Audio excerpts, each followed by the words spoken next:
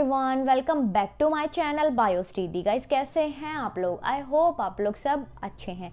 आज हम लोग करने वाले हैं एनसीईआरटी क्वेश्चंस की वीडियो 12th क्लास की, chapter number 12 that is biotechnology and it's applications. Right, recently अभी ये चैप्टर हम लोगों ने कंप्लीट किया है। अगर किसी ने वीडियो को नहीं देखा है तो आप लोग जाके देखें, अपना जो भी डाउट है आप लोगों का क्लियर करें। राइट, अच्छा, वीडियो स्टार्ट करने से पहले एक चीज़ मैं आप लोगों को बताना चाहती हूँ कि एनसीईआरटी क्वेश्चंस की वीडियो प्लस में प्रीवियस ईयर क्वेश्चंस की वीडियो बहुत इंपॉर्टेंट होती है।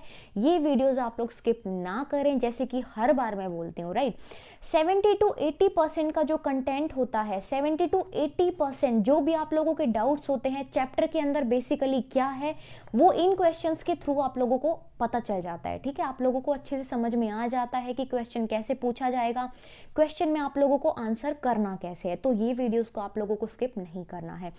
चैनल से नए, अगर आप लोग नए देख रहे हैं चैनल को तो जुड़ जाइए। जितने भी स्टूडेंट्स आज इस वीडियो को नए देख रहे हैं तो बायोस्टडी फैमिली का आप लोग हिस्सा बन जाइए। क्वेश्चन स्टार्ट करने से पहले आज दो टॉपिक हम लोग पढ़ेंगे। एक स्टूडेंट का डाउट था कि मैम आपने स्टेम सेल और बायोवार का टॉपिक नहीं करवाया है, तो कोई बात नहीं, इस वीडियो में मैं ये करवा दूंगी। ठीक है, तो सबसे पहला टॉपिक आज हम लोग क्या करेंगे, इसमें से दो टॉपिक करेंगे, biowar and second one is stem cell. Right, तो चलिए स्टार्ट करते हैं बायोवार से। बायोवार क्या होता है? देखो, बायोवार पहले थोड़ा सा ये समझो क्या है, उसके बाद में डेफिनेशन भी मैं आप लोगों को बताऊंगी। इसके मैंने नोट्स तैयार नहीं करे हैं, लेकिन आप लोगों को अच्छे से समझ में आ जाएगा। देखो, डेफिनेशन पूछ सकते हैं इसकी, बायोवार क्या होता है। बायोवार में बायोलॉजिकल एजेंट्स को यूज किया जाता है, इन्फेक्शियस एजेंट्स को यूज किया जाता है। तो जो इंपॉर्टेंट वर्ड है मैं यहाँ पे लिख देती हूँ। ठीक है, infectious agents, infectious agents. Right, थोड़ा सा हैंडराइटिंग की गड़बड़ लगेगी, पर कोई बात नहीं, आप लोगों को समझ में आ जाएगी। ठंड में लिखा नहीं जाता है, आप सबको पता है इस चीज का। ठीक है, या फिर इसको बोलते हैं बायोलॉजिकल एजेंट्स। बायोलॉजिकल एजेंट्स, इनको यूज किया जाता है अगेंस्ट ह्यूमन बीइंग। इनको यूज किया जाता है अगेंस्ट ह्यूमन। ह्यूमन के अगेंस्ट में यूज करेंगे इसको, उनकी क्रॉप्स के अगेंस्ट में यूज करेंगे, या फिर एनिमल के अगेंस्ट में यूज करेंगे। राइट, ह्यूमन बीइंग, दूसरा देयर क्रॉप्स, तीसरा क्या है, एनिमल्स। एनिमल्स, राइट, इनके अगेंस्ट में यूज किया जाता है। क्या यूज करते हैं? इन्फेक्शियस एजेंट्स होते हैं, वो क्या करेंगे भाई? इन्फेक्शियस एजेंट सबको पता है कि यूज करेंगे। इसमें क्या क्या आ जाएगा, चलो वो भी लिख लो आप लोग। इसमें आ जाएगा बैक्टीरिया, इसमें आ जाएगा वायरस, ठीक है, इसमें आ जाएगा फंजाई। तो ये चीजें हैं लिविंग एंटाइटिटीज, इसीलिए इसका नाम है बायोवार। जिस वार में बायोलॉजिकल एंटाइटिटीज को यूज किया जाता है उसको बायोवार बोलते हैं। ठीक है, या फिर इसको बायोलॉजिकल वार भी बोलते हैं, क्योंकि इसके अंदर हम लोग लिविंग एंटाइटिटीज यूज कर रहे हैं। किसके अगेंस्ट में यूज कर रहे हैं? ह्यूमन के अगेंस्ट में, उनकी क्रॉप को खराब करने के लिए यूज किया जा रहा है, या फिर एनिमल्स के अगेंस्ट में यूज किया जा रहा है। ठीक है, अब देखो 1942 में क्या हुआ था, छोटी सी स्टोरी सुनो आप लोग। 1942 में एक चीज हुई थी कि 5000 बॉम्ब्स बनाए गए using bacillus anthracis. 5000 is a big amount. Bomb तैयार किए गए यूजिंग बैसिलस एंथेरिकस। ठीक है, ये क्यों यूज किया गया? ताकि जितना हो सके ह्यूमन बीइंग को इससे नुकसान पहुंचाया जा सके। ठीक है, अब ये इन्फेक्शियस एजेंट का नाम आप लोगों को पता है, ये करते क्या है? ये फीवर कॉज करा देंगे। ठीक है, एंसेफेलाइटिस कॉज करा देंगे, ब्रेन एंसेफेलाइटिस, हाई फीवर इसकी वजह से हो जाएगा, स्मॉल पॉक्स। ठीक है, ये चीजें क्या है, ये डिजीज कॉज होती है इन्फेक्शियस एजेंट्स के थ्रू। अब इन्फेक्शियस एजेंट्स को यूज करेंगे, वार के अंदर लिविंग एंटाइटिटीज को यूज किया जा रहा है, हार्म किया जा रहा है ह्यूमन बीइंग को, उनकी क्रॉप्स को, एनिमल्स को, तो इसीलिए इसको बायोलॉजिकल वार बोला जाता है। 20th सेंचुरी में इसका यूज किया गया था। अब इसका यूज क्यों करते हैं ये भी थोड़ा सा समझ लो भाई, इसका यूज क्यों किया गया? क्योंकि क्या है, केमिकल वार या फिर फिजिकल वार से ज्यादा इजी पड़ता है ये। ठीक है, बहुत ज्यादा सस्ता होता है ये केमिकल वार और फिजिकल वार से अगर कंपैरिजन करें इसका। ठीक है, तो सबसे चीज पहली क्या है कि ये बहुत ज्यादा सस्ता पड़ता है। दूसरी चीज इसमें क्या है कि इसमें बहुत बड़ी अमाउंट को हम लोग टारगेट कर सकते हैं। राइट, इसमें एक बहुत बड़ी अमाउंट को हम लोग टारगेट इजीली कर सकते हैं, इसलिए इसका यूज़ किया गया था। राइट, तो ये था इसका यूज़ हम लोगों को क्यों करना पड़ा। अब इसके डिसएडवांटेज की अगर हम बात करते हैं तो क्या है, देखो ये बहुत तेज़ी से फैलता है, क्या है, बहुत तेज़ी से ये स्प्रेड होता है, और स्प्रेड होने के बाद में क्या है कि ये मैक्सिमम ह्यूमन बीइंग को, एनिमल को, मैक्सिमम पॉपुलेशन को ये हार्म कॉज करता है। राइट, ये इससे और इससे बचने का क्या तरीका है ये भी आप लोग थोड़ा सा समझो। इससे बचने का यही तरीका है कि बायो कॉन्टामिनेशन किया जाए, बार बार सरफेस को कॉन्टामिनेट किया जाए, ताकि माइक्रो ऑर्गेनिजम्स को, ये जितने भी लिविंग एंटाइटिटीज हैं, ये किल हो सके। ठीक है, आप लोग सैनिटाइजर यूज करते हैं, क्यों, कोरोना वायरस ने यूज करना सिखा दिया ना सैनिटाइजर आप लोगों को। यही है कि माइक्रोब्स या फिर कोरोना वायरस आप लोग समझ लें, वायरस से आप लोग बच सकें। ठीक है, तो बार बार सैनिटाइजेशन करना, अच्छा प्रॉपर किट रखना, अगर जहाँ पे लैब्स वगैरह हैं वहाँ पे पूरा प्रॉपर किट के थ्रू आप लोग काम करें। तो ये चीज़ें हैं इससे बचने के लिए, सेफ्टी कुछ प्रिकॉशंस हम लोग अगर बात करते हैं इसकी, तो यही होगा कि बचने के लिए पूरा किट, जितने भी पूरी किट टूल्स वगैरह हैं उनको सैनिटाइज किया जाए, बार बार बायो कंटामिनेशन होना चाहिए। तो ये था बायोवार। सेकंड टॉपिक है यहाँ पे स्टेम सेल का। ठीक है, स्टेम सेल, देखो स्टेम सेल, स्टेम का मतलब क्या होता है, एक नॉर्मल सी आम भाषा में अगर मैं बोलूँ, स्टेम का मतलब ये होता है ना तना, यही होता है ना, तना होता है स्टेम का, कि तने से क्या है, पूरा जितना भी बड़ा पेड़ हो, जितना भी बड़ा अपार पेड़ हो, वो उस तने पे खड़ा रहता है। ठीक है, यही चीज़ होती है। तो क्या है, स्टेम सेल का मतलब ये हो जाएगा कि यहाँ पे कोई ऐसी सेल है जिसके पास में एबिलिटी है बॉडी का कोई भी ऑर्गन, कोई भी सेल बनाने का। ठीक है, तो समझ रहे हो कितनी इंपॉर्टेंट है ये सेल। स्टेम सेल के पास में पोटेंशियल होती है, पोटेंसी होती है to differentiate in any kind of cell of the body. ठीक है, तो ये है स्टेम सेल। अब देखो इसमें तीन चीजें आती हैं, तीन वर्ड इसमें इंपॉर्टेंट है, प्लूरीपोटेंट, प्लूरीपोटेंट। डेफिनेशन तो समझ में आई ना आप लोगों को, stem cell is a cell which can differentiate into any type of cell of the body. ठीक है, any type of cell, any type of organ, कुछ भी इससे हम लोग बना सकते हैं। दूसरा है यहाँ पे प्लूरीपोटेंट, आप लोगों को समझना है क्या है, मल्टीपोटेंट समझना है क्या है, मल्टीपोटेंट। और थर्ड नंबर पे है टोटीपोटेंट। ठीक है, थोड़ा सा समझ लो प्लूरीपोटेंट का मतलब क्या होता है। प्लूरी का मतलब होता है ऑल ऑफ द, प्लूरी का मतलब क्या है, ऑल ऑफ द, मतलब बहुत सारी इसमें आ जाती हैं, डिफरेंट टाइप की इसमें क्या है, टेंडेंसी होती है डिफरेंशिएट करने की। इसमें क्या है, डिफरेंशिएट करने की टेंडेंसी होती है इनटू मैनी। ठीक है, मैनी में क्या आ गई, mostly all of them, many में क्या आ गई, मोस्टली ऑल। हर वर्ड को बहुत अच्छे से समझना, ठीक है, मोस्टली ऑल। अब देखो मोस्टली ऑल में क्या आ जाएगा, लीवर है, किडनी है, हेयर की सेल है, कुछ भी इसके अंदर आ जाएगा। तो प्लूरीपोटेंट का मतलब होता है tendency, potency differentiate into all of the cells. ठीक है, मोस्टली सेल्स इसमें आ जाती हैं।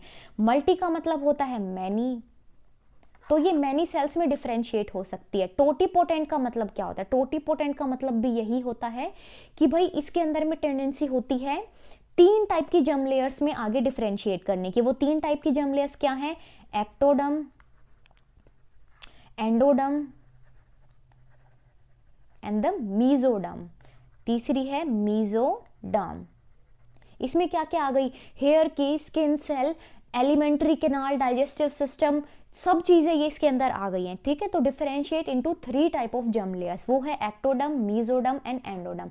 तो ये था स्टेम सेल का, छोटी सी कहानी थी ये स्टेम सेल की कि भाई इसमें टेंडेंसी होती है to differentiate into any kind of cell. तीन चीजें इसमें थी, प्लूरीपोटेंट था, मल्टीपोटेंट था, टोटीपोटेंट था। ठीक है, अगर और डिटेल से आप लोगों को समझना है तो कमेंट बॉक्स में आप लोग लिखें, मैं पूरा ट्राई करूंगी उस चीज का कि मैं आप लोगों का ये नोट्स के साथ में समझाऊं नेक्स्ट टाइम से। ठीक है, तो चलिए अब स्टार्ट करते हैं question answer. Question number 1, 10 question है इसमें, अच्छे से समझना है, हर क्वेश्चन का मतलब समझना है, आंसर कैसे लिखना है वो चीज आप लोगों को थोड़ा सा ध्यान देना है। Crystals of BT toxin bacillus thuringiensis, ठीक है, बैक्टीरिया का नाम है, produced by the some bacteria, do not kill the bacteria themselves because, bacteria को खुद से किल नहीं करता है। जो बीटी टॉक्सिन है, बीटी टॉक्सिन क्या करेगा, प्रोड्यूस होता है बैक्टीरिया के थ्रू, क्रिस्टल्स हैं तो वो खुद से एक बैक्टीरिया को मारता नहीं है। क्यों?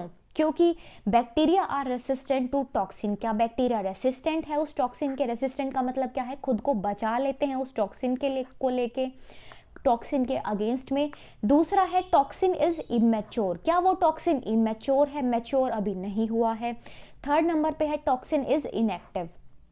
सारे ऑप्शन समझो पहले। फोर्थ नंबर पे है bacteria encloses toxin in a special sac. क्या बैक्टीरिया उसको स्पेशल सैक के अंदर एनक्लोज करके रखता है? तो देखो इसका आंसर है टॉक्सिन जो है इनएक्टिव स्टेट में होता है, जिसको बोलते हैं प्रोटॉक्सिन।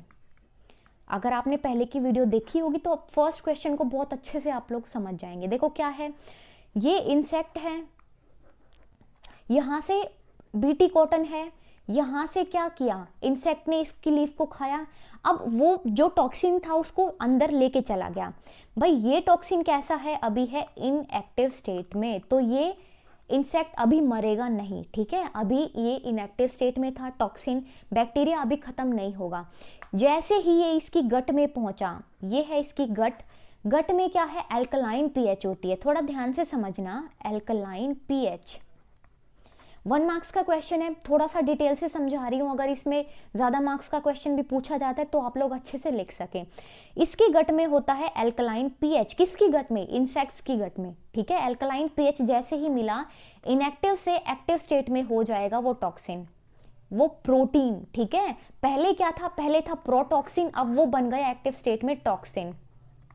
अब क्या करेगा? ये मार देगा, खत्म कर देगा इंसेक्ट को, किल कर देगा, राइट। क्योंकि क्या होगा, गट में एल्कलाइन पीएच मिली, उसकी वजह से जो एपिथेलियल सेल्स हैं उसके अंदर पोर्स क्रिएट हो जाएंगे, और पोर्स क्रिएट होंगे, आप सबको पता है कि उसकी वजह से वो फिर मर जाएगा, राइट।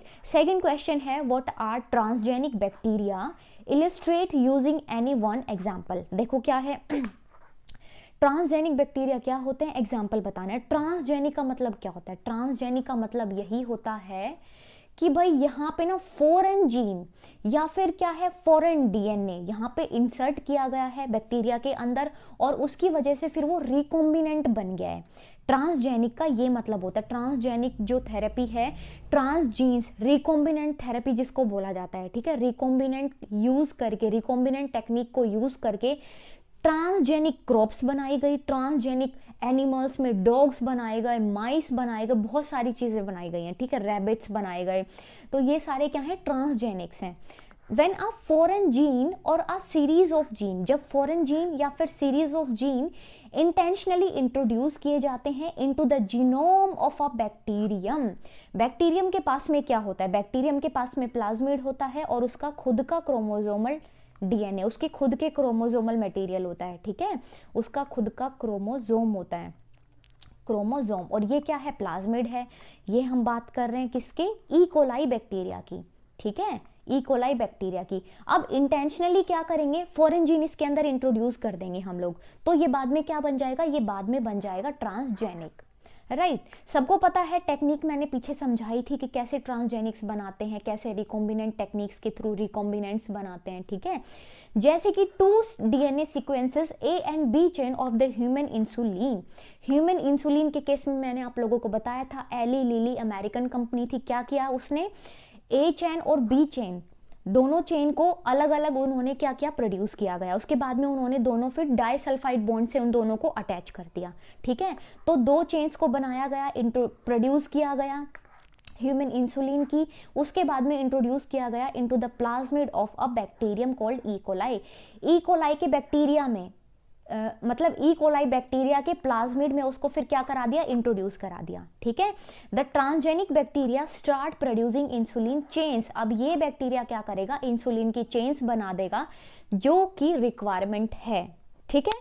तो अपनी रिक्वायरमेंट के अकॉर्डिंग हम लोगों ने क्या किया? हम लोगों ने उसका प्रोडक्शन कराया, ये चीज हम लोगों ने करी। तो समझ में आया ट्रांसजेनिक का मतलब यही होता है कि मॉडिफिकेशन करना, फॉरेन जीन का या फिर सीरीज ऑफ जीन को इंटेंशनली इंट्रोड्यूस कर रहे हैं बैक्टीरिया के अंदर, उसके बाद में फिर वो हमें रिजल्ट प्रोवाइड कर रहे हैं। थर्ड नंबर का क्वेश्चन है compare and contrast the advantages and the disadvantages of the production of genetically modified crop.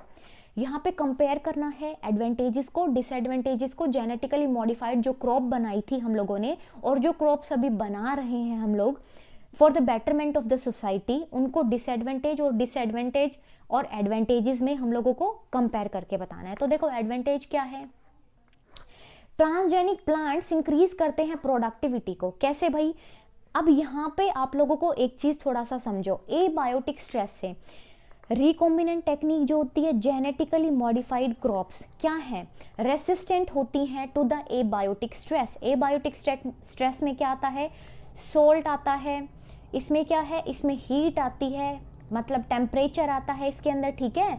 इसके अंदर क्या है, इसके अंदर ड्रॉप कंडीशंस आती हैं, जिसमें क्या है, अगर वाटर की शॉर्टेज आ रही है तो भी बैलेंस हो जाएगा, ठीक है।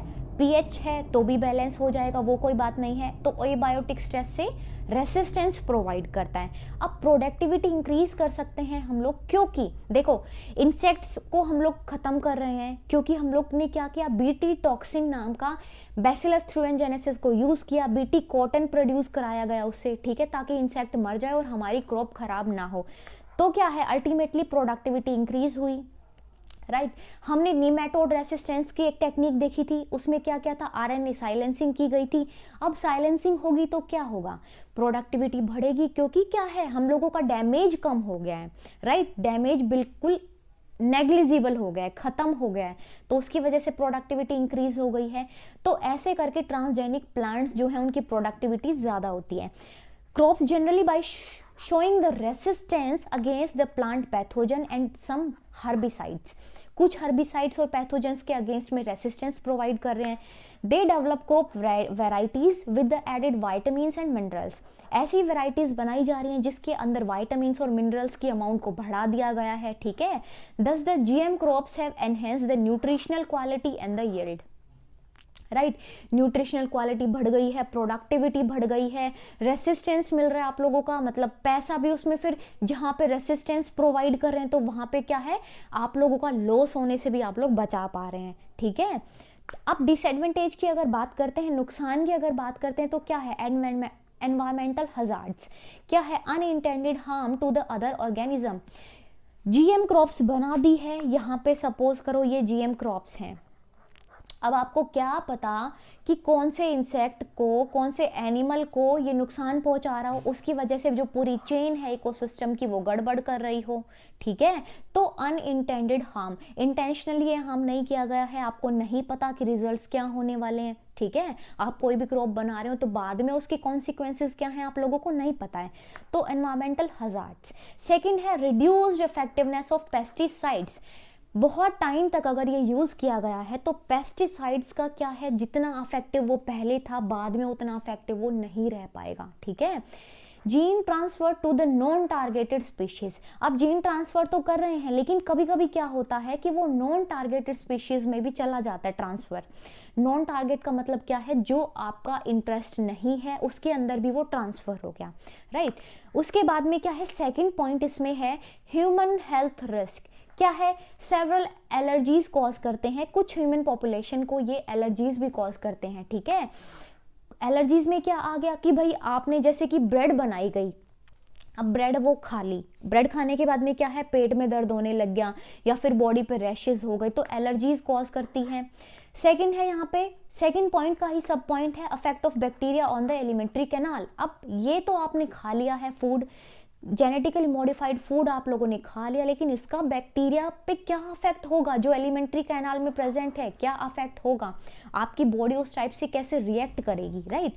थर्ड नंबर पे है इकोनॉमिक कंसर्न, ये चीजें बहुत कॉस्टली पड़ती हैं तो इकोनॉमिक कंसर्न भी देखा जाता है, ये है इसके डिसएडवांटेजेस।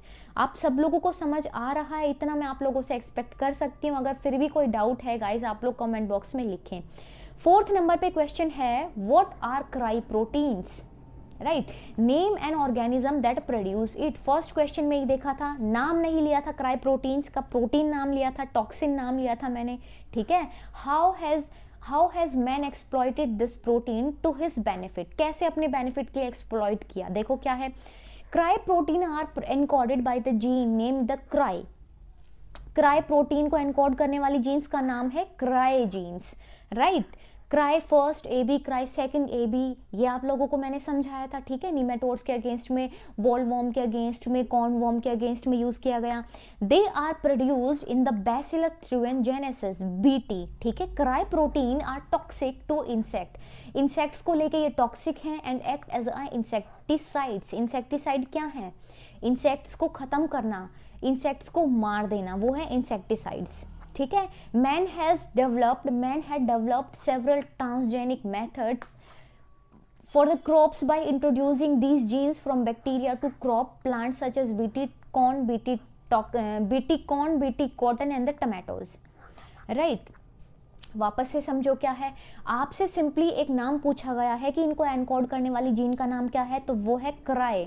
ह्यूमन ने इसको कैसे यूज किया? ह्यूमन ने इसको यूज किया एज अ इंसेक्टिसाइड, तो दूसरा वर्ड है यहाँ पे इंसेक्टिसाइड्स, इंसेक्टिसाइड्स, ठीक है, जो इंसेक्ट्स को किल कर सकें, राइट।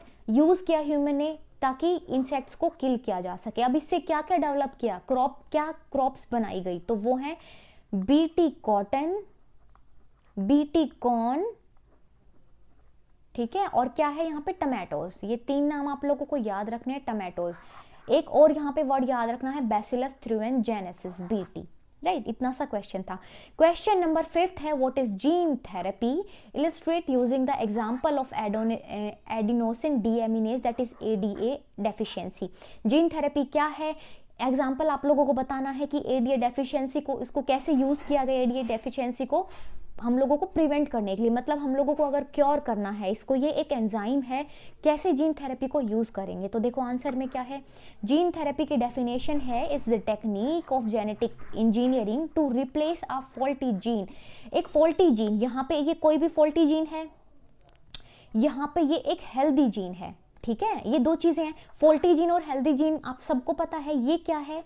ये अपना फंक्शन प्रॉपर नहीं कर पा रही है, ये अपना फंक्शन जो है प्रॉपर नहीं कर पा रही है, ये अपना फंक्शन एकदम प्रॉपर बिल्कुल फिट है, पूरा फंक्शन करे जो इसको करना है। फंक्शन क्या है दोनों का? इसको भी कोई आगे प्रोटीन बनाना है, इसको भी कोई आगे प्रोटीन बनाना है, यही फंक्शन है इनका, ठीक है। ये क्या होगा? फंक्शन नहीं करेंगे तो प्रोटीन नहीं बनेगा, प्रोटीन नहीं बनेगा तो आगे इसका काम नहीं चलेगा, ठीक है, जबकि ये वाला चलेगा।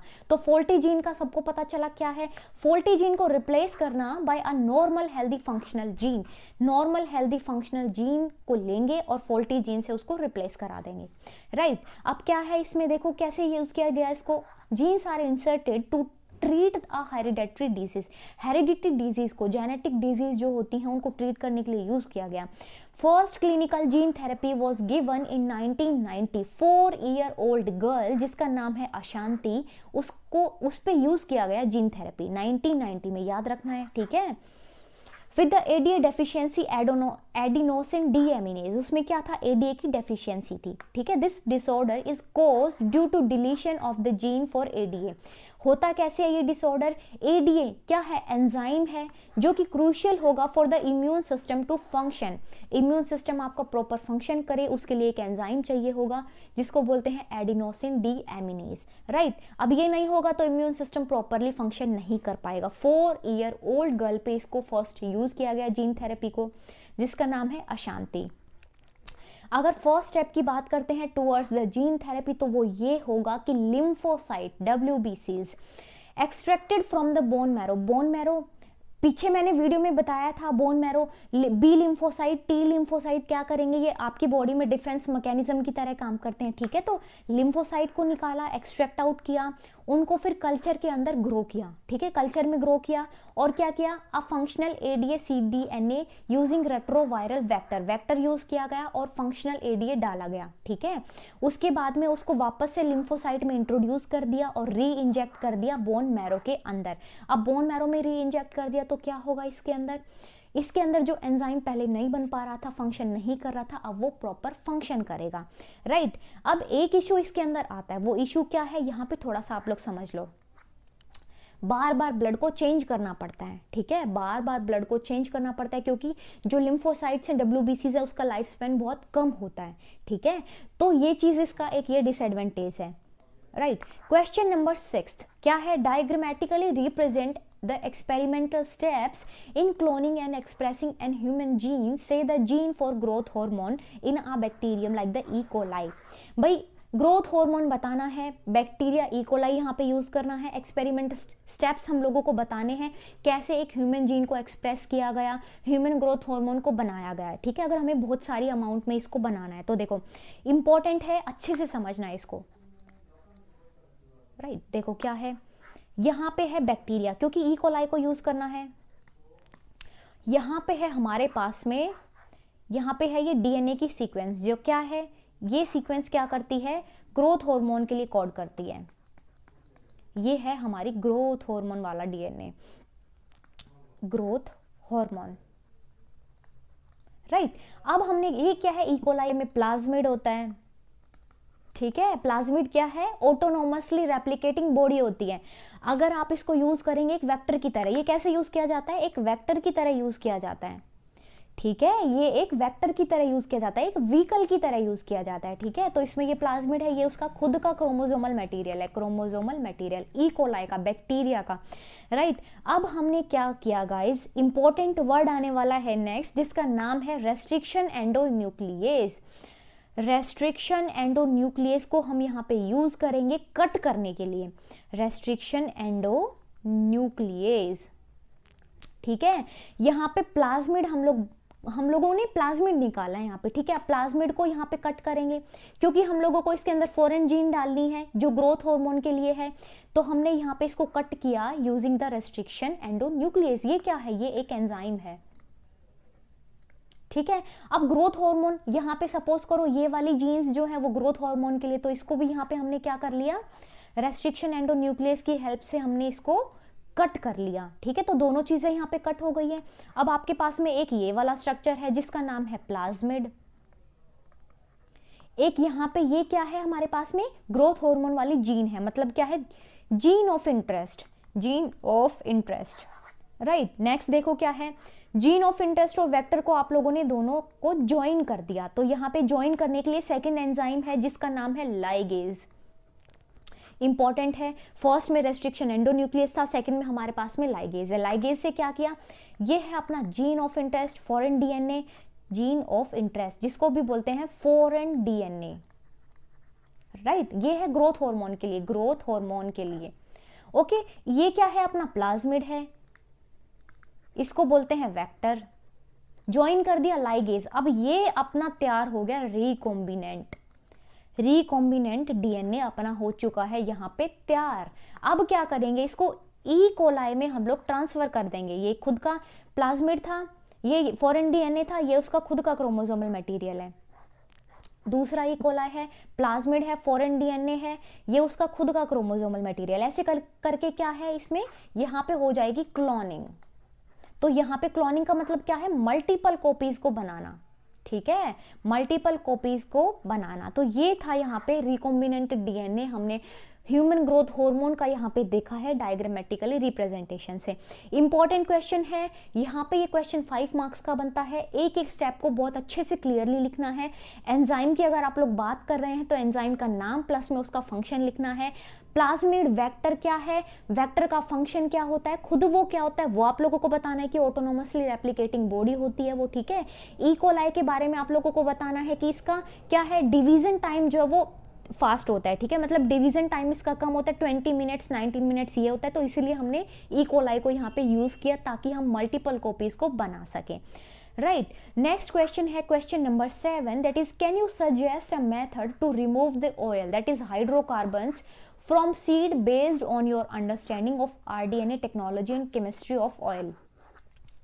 दो चीजें यहाँ पे है, देखो सीड है, सीड के अंदर ऑयल होता है। अब क्या, सीड का मतलब क्या है, यहाँ पे बीज। देखो बीज है, आप सबको पता है, जैसे मूंगफली है एक सीड है, राइट, उसके अंदर बीज होता है। अब बीज में क्या है, ऑयल है। ध्यान से समझना थोड़ा सा, सीड में क्या प्रेजेंट होता है, ऑयल प्रेजेंट होता है।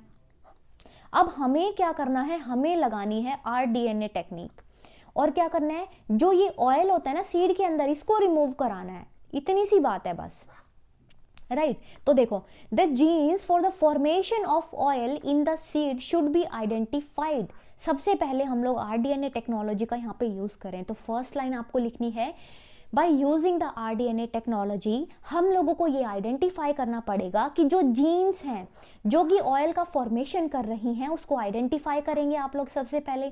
उसके बाद में क्या करेंगे, रेस्ट्रिक्शन एंडोन्यूक्लियस एंजाइम की हेल्प लेंगे, उसको कट करेंगे, उसके बाद में उसको रिकॉम्बिनेंट बनाएंगे, रिकॉम्बिनेंट बनाने के बाद में वो ई कोलाई में ट्रांसफर कर देंगे, ट्रांसफॉर्मेंट्स तैयार हो जाएंगे। ठीक है, तो ऐसे करके जो आगे की बनेंगे ना वो उनमें क्या होगा, ऑयल नहीं होगा। ठीक है, the appropriate gene should be removed, जो ऑयल बना रही हैं, जो जीन्स ऑयल का फॉर्मेशन कर रही हैं उनको एप्रोप्रिएट जीन्स को रिमूव कर देंगे। ठीक है, आरडीएनए टेक्नोलॉजी अभी पीछे समझाया वो पूरी टेक्नोलॉजी इसमें लगा देना अगर ये क्वेश्चन बनता है तो। ठीक है, with the help of restriction endonuclease, ये एक एंजाइम है, right, such as DNA should be treated with the DNA ligase to make seal DNA. Vector DNA और फॉरेन डीएनए को ज्वाइन करने के लिए हमने लाइगेज का यूज किया था, तो लाइगेज का यूज करेंगे, रेस्ट्रिक्शन एंडोन्यूक्लियस का यूज करेंगे। ठीक है, at the broken ends these cells when grow aseptically on nutrient medium, आगे क्या होगा, जो सीड्स हैं वो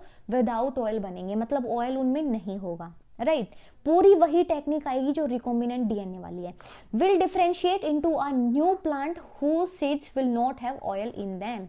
तो क्या है, ये रिकॉम्बिनेंट टेक्नोलॉजी की हेल्प से हमने ऐसे प्लांट्स को तैयार किया गया जिनके सीड्स में ऑयल नहीं था।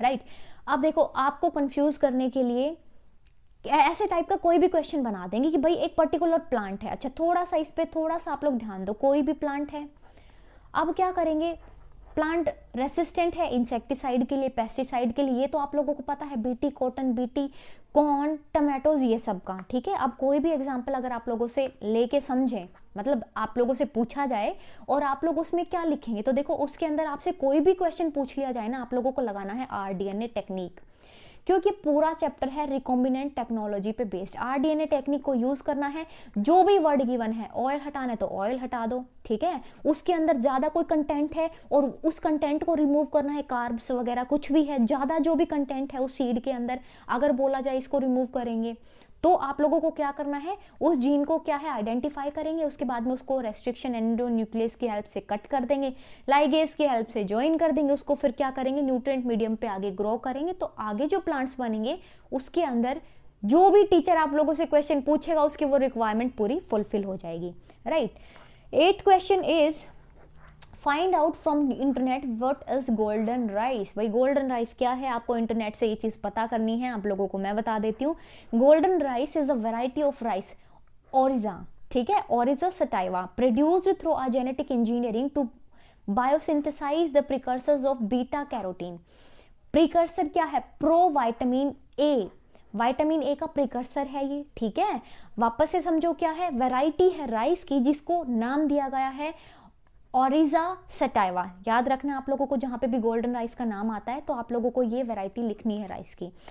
ये क्या है, बायोसिंथेसाइज किया गया लैब्स के अंदर, जेनेटिकली मॉडिफाई किया गया, जेनेटिक इंजीनियरिंग इस पे की गई ताकि हम लोग विटामिन ए की अमाउंट इसमें बढ़ा सकें। ठीक है, विटामिन ए की अमाउंट हम लोग इसमें बढ़ा सकें। ठीक है, golden rice developed at Swiss Federal Institute of Technology by the professor Ingo Potrykus and the Peter beer.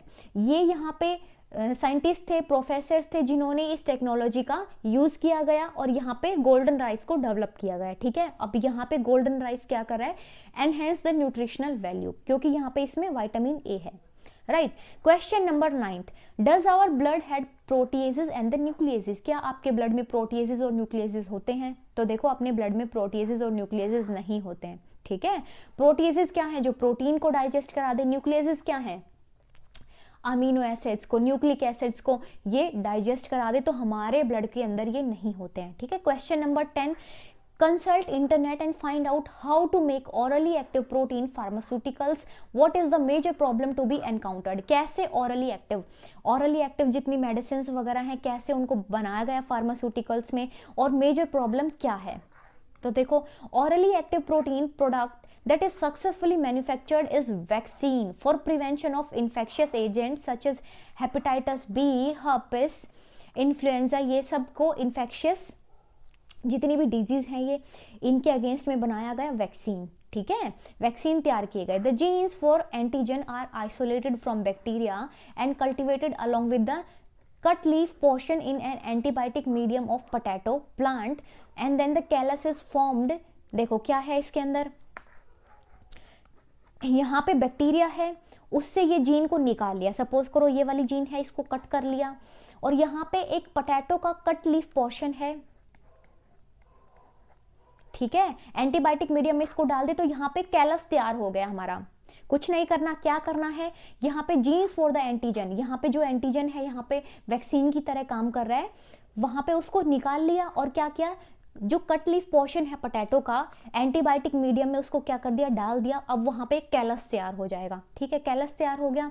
अब क्या है, transgenic recombinant potato is acquired containing the vaccine. अब क्या होगा, जो रिकॉम्बिनेंट पोटैटो है उसके अंदर क्या होगा, वैक्सीन होगा वो, क्योंकि हमने उसके अंदर एंटीजन लिया था, ठीक है, एंटीजन लिया था, उस जीन को हमने आइसोलेट किया था, फिर पोटैटो के अंदर उस लीफ के अंदर एंटीबायोटिक मीडियम डाला। वापस से समझ लो आप लोग, ये कोई भी कट लीफ है पोटैटो की, ठीक है, हमने यहाँ पे इसको निकाला, यहाँ पे हम क्या करें, एंटीबायोटिक रेसिस्टेंट मीडियम डालेंगे, एंटीबायोटिक मीडियम डाला, ये यहाँ पे हमने, यहाँ पे ये जीन है एंटीजन का, यहाँ पे आइसोलेट किया, इसमें डाल दिया। अब यहाँ पे कैलस तैयार हो गया। अब क्या होगा, ये रिकॉम्बिनेंट पोटैटो बन गया क्योंकि इसके अंदर फॉरेन जीन है। रिकॉम्बिनेंट पोटैटो क्यों बना, क्योंकि इसके अंदर फॉरेन जीन आ गई है, ठीक है, इसीलिए इसको ट्रांसजेनिक रिकॉम्बिनेंट पोटैटो बोलेंगे। अब यहाँ पे रिकॉम्बिनेंट बन गया है, ठीक है, रिकॉम्बिनेंट बन गया। अब क्या होगा भाई, इसके अंदर वैक्सीन होगी क्योंकि हमने यहाँ पे एंटीजन की जीन को निकाला था, वैक्सीन बन गई। लेकिन प्रॉब्लम क्या है इसके साथ में, with the protein pharmaceuticals that they can be degraded by the proteases digestive system. Digestive system में जो प्रोटीएजेस है, एंजाइम है, वो इसको डिग्रेड करा देंगे। एलिमेंट्री कैनाल में जो प्रेजेंट होते हैं आपके डाइजेस्टिव सिस्टम में, एलिमेंट्री कैनाल में, वो इसको डिग्रेड कर देंगे। Thus this is required to protect the therapeutics protein from proteases of the digestive system. क्या करना पड़ेगा, जो थेराप्यूटिक्स हैं उसके प्रोटीन को डिग्रेड होने से बचाने के लिए कोट चढ़ाई जाती है, ठीक है, कैप्सूल्स लेते हैं उसके ऊपर एक कोटिंग करी जाती है। कोटिंग क्या करती है, एलिमेंट्री कैनाल में प्रोटीएजेस प्रेजेंट है डाइजेस्टिव सिस्टम में, वो इसको डिग्रेड नहीं होने देते हैं क्योंकि ये कोट क्या है, ये कोट वहां पे ब्रेक नहीं होती है, ठीक है। तो ये था गाइज आज का एनसीईआरटी क्वेश्चंस की वीडियो।